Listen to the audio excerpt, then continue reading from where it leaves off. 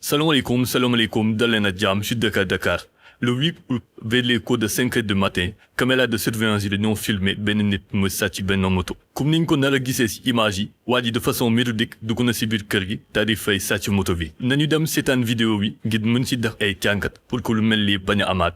Mais balaa loolu, ñoo ngi leen di ñaan ngeen abonné wu, ngeen like vidéo pour que ñëpp mën see jot. Sur ce, mën na dem.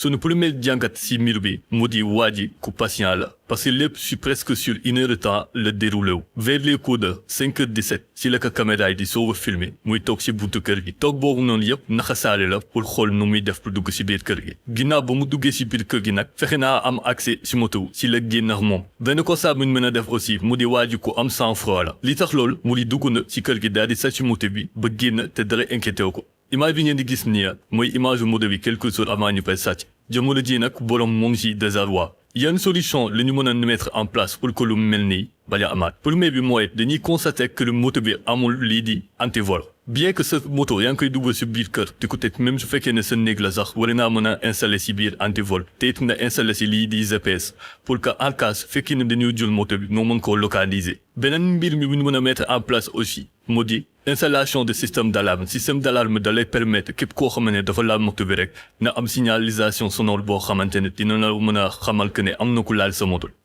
Caméra de surveillance yi nag dafay permettre ñu mën a documenter lii di voler.